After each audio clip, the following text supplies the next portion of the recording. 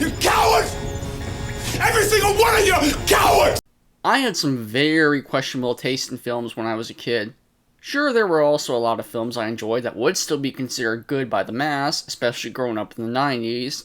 You know, things like Jurassic Park, Tremors 1 and 2, Terminator 2, Twister, the list goes on.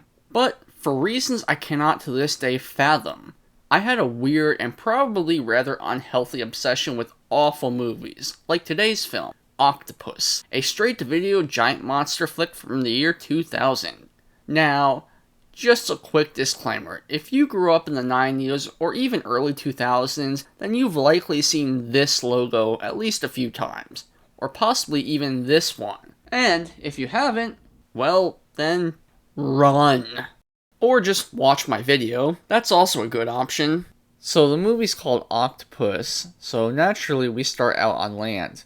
Okay, actually there is a little prologue in the film's opening that features a bunch of stock footage, and then we see a Russian submarine get taken down. So this is supposed to be taking place during the Cuban Missile Crisis. Anywho, the sub sinks and everyone dies.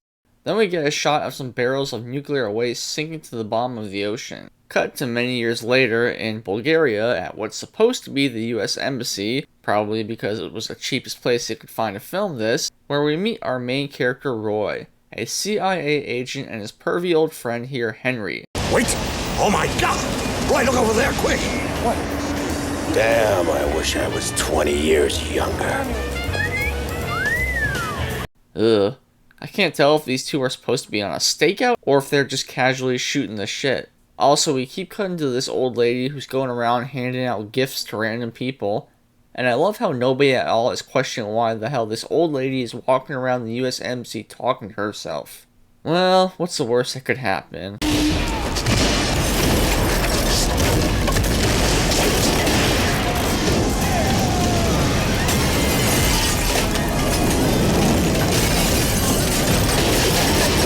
Turns out the old lady is really a dude. Cue the most epic chase scene ever seen on film. This whole scene kind of makes me think of what an asylum version of Taken would be like. Yeah, shut off those quarter pounders, Henry. Oh my god.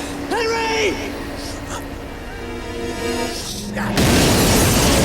Damn, I was so attached to that character. I mean, we knew him for about a total of, 2 minutes before he died? Anyway, so Roy does manage to apprehend the guy named Casper, who is apparently a known terrorist. I guess I'll just call him Casper the Friendly Terrorist. So what does any of this have to do with a giant man-eating octopus, you might ask? Well, I didn't direct the fucking film, why asking me? So they plan to load Casper onto a submarine to transport him back to the States, rather than just flying him back for whatever reason.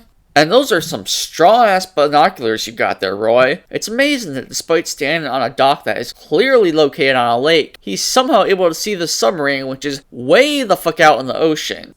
Alright, now can we get to the octopus? Alright, well I guess not then. Looks like we have to watch our characters sit around and bullshit for another 30 minutes. Not exactly sure why this guy's playing cards while shirtless, but sure, I'll go with it. Hey, wait a minute, that's Frost from Aliens. Amidst all this, we keep cutting back to Casper's goons back on land who are plotting a way to rescue their comrade and...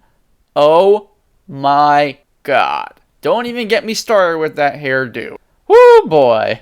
Meanwhile, back on the submarine, some of the crew has to go outside and make a few repairs to the sub, and we're finally treated to our very first octopus attack, which lasts for about 20 seconds.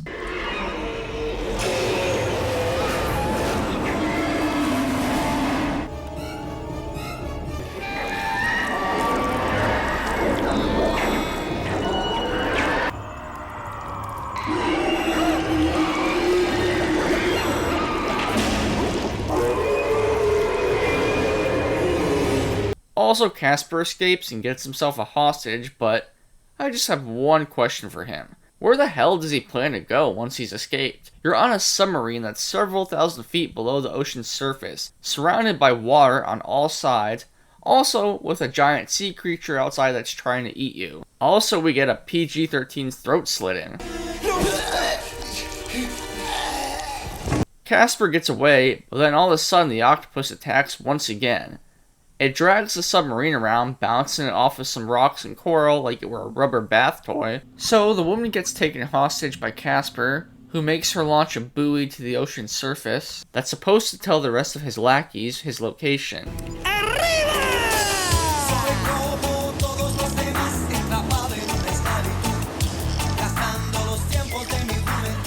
What the fucking fuck? Did this all of a sudden become a commercial for Carnival Cruises? The captain manages to take out Casper, not Roy, the highly trained CIA agent. Then suddenly the octopus remembers, oh yeah, I'm supposed to be in this movie too, and begins banging its rubber tentacles on the wrecked submarine. And hey, it is nice to see some practical effects used here, even if they look like very obvious miniatures. The majority of the crew try to flee the sub, which really pisses off Frost here. You cowards! Every single one of you cowards! Alright, time to overact some more. Come on. That's all you got? Come on! Come on! Give me some! The octopus then starts tearing its way into the submarine and grabs this poor bastard. I think it tries grabbing the captain as well. It's honestly damn near impossible to tell who is who, or what the fuck is even going on with all this shaky cam. But he gets saved at the last second by the woman when she shoots one of the octopus's tentacles, causing it to let go. Meanwhile, Casper does his best Joker impression. Don't ask me how, but somehow the terrorists are able to hijack the cruise ship and take control of its computer. Good thing the crew is so calm about it. Let's bring that back around. Captain, that's affirmative. We've changed course. Back on the sub, we get some exposition on what made the octopus so big. Apparently it wasn't toxic waste after all. It was anthrax. Because that makes sense. Wait, shouldn't that have made it dead? Not turned it giant? Who the hell cares? Is this movie almost over? And they whip up a cocktail made of bullshit to distract the octopus with. So they plan to escape using the mini sub that's been attached to the big sub they're currently in this entire time. Unfortunately, Frost gets snatched up by one of the CGI tentacles. Well, I'll give this movie some credit. At least they waited until the end of the movie to kill the black guy. The rest of the characters make it off before the sub goes kaboom, apparently killing the octopus. They make it to the cruise ship that is coincidentally right above them, but, terrorists.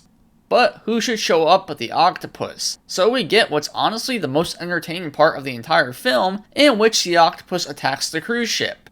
It does manage to take out a few of the terrorists though.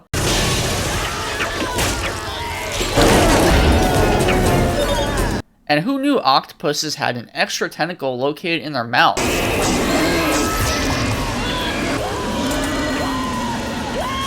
Oh no! I'm about to be eaten by a giant CGI asshole! Help! Also, we get CGI people falling off of the ship. Oh no! Casper's getting away again! Somebody stop him! I win, Roy! I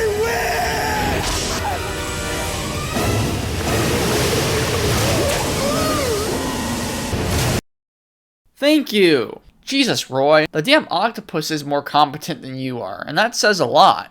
Well, he does manage to fly the little mini-sub right into the octopus's mouth, which is rigged with some explosives, finally killing the giant cephalopod. Then we see Roy just all of a sudden pop out of the water right next to the ship. So, did he swim out of the octopus's asshole? Because we never saw him jump out. And that's the end of the film. Woo! I thought this one was never gonna end. Well, I can't imagine this was received very well, but it did manage to spawn a sequel 2 years after. There were quite a few of these low-budget killer animal flicks during the 2000s. You have the Shark Attack films, Crocodile, Spiders, to name a few. I suppose you could view these films as the precursor to Asylum, so I mean you do get what you pay for with this kind of movie. Shitty CGI monsters, laughable explosions and effects, bad dubbing, lame characters. I'll give this movie this much. The acting, at least from the main cast, isn't horrible, and there are at least some silly and over-the-top moments, but not enough for me to categorize this as a so bad it's good type of movie. Anyway, I will see you guys for the sequel, but please, if you enjoyed this video, feel free to give me a like, drop a comment, maybe even subscribe. It would really help me out a lot and allow me to bring more exciting content to you all. Anyway, this has been Mark, aka the Movie Buffer. Ciao for now.